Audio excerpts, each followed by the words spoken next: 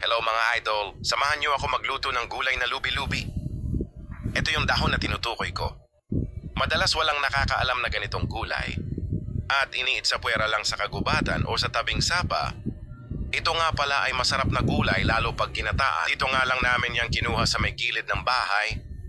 Kaya samahan niyo akong lutuin ito. At dito na nga kami nagkuha ng tubig na aming panlilinis sa lubi-lubi.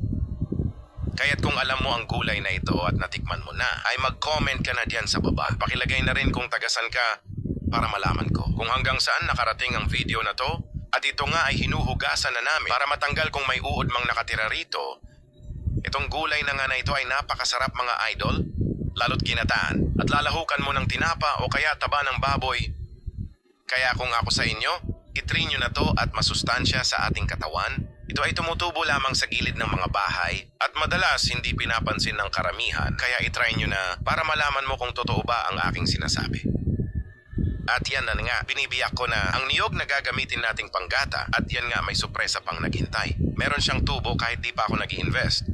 At yan na nga kakayurin na natin. Pero bago natin simulan kayurin yan, mukbangin muna natin ang tubo nating nakita sa loob ng niyog.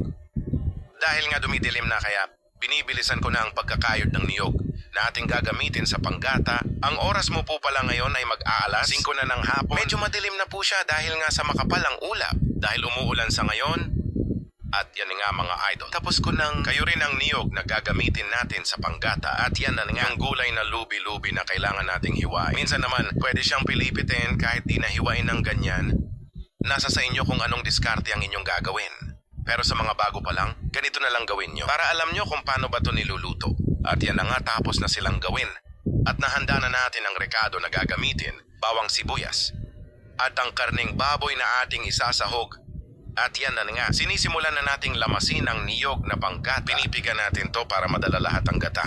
At nilagyan natin ng isang basong mainit na tubig para madala lahat at masimot ang gata. Heto naman po ang isasahog natin na taba ng baboy para mas masarap. Pero pwede din po kayong gumamit ng tinapa o isda na gusto nyo or ibig nyong ilahok dito sa lubi-lubi. At yan na nga, padikit na kami ng apoy at isasalang na namin ang paunang gata. Isa sa pinakamasarap na pagluluto o gagawin sa probinsya ay ang pagluluto gamit ang kahoy sa mga ganitong lutuan at napakasarap ng mga luto rito.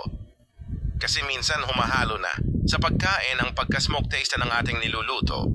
Kaya ayan, nilagay na namin ang gata at medyo papainitin namin ang saglit. At ilalagay na ang rekado na sibuyas bawang. Dahil dito, sa probinsya ay libre lamang ang panggatong na ginagamit. Basta masipag ka lang mag-ipon ng iyong gagamitin sa pagluluto. At yan nga, nakalagay sa taas yung mga panggatong na ginagamit. At yan, nilagay na namin ang sibuyas, bawang at aantayin namin yan. Pakuluin at haluin lang saglit. And isusunod na natin ang taba ng baboy na gagamitin nating pansahog sa lubi-lubi.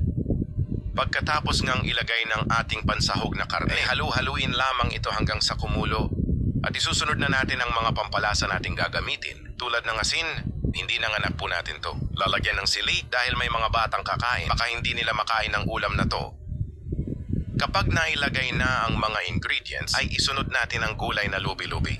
At yan ilalagay na nga po natin ang gulay na lubi-lubi. Habang kumukulo ang gata at ng mga sahog nito, kapag nalagay na ang lubi-lubi ay hintayin lang. Magmantika at awatan ng apoy para hindi mahiga ang sabaw nito. At yan nga tikman na natin kung okay na ba ang lasa. First bite nga po at napakasarap. Pwedeng-pwede ng pangulamin. Kaya kung umabot ka sa video na to, paki-comment lang diyan sa baba kung taga saan ka at kung nakatikim ka na ng gulay na ito. Huwag mo na kalimutang mag-like at mag-subscribe sa ating channel. Pasensya na nga pala mga idol kung nasayang ko ang 4 na minuto ng buhay nyo. Salamat.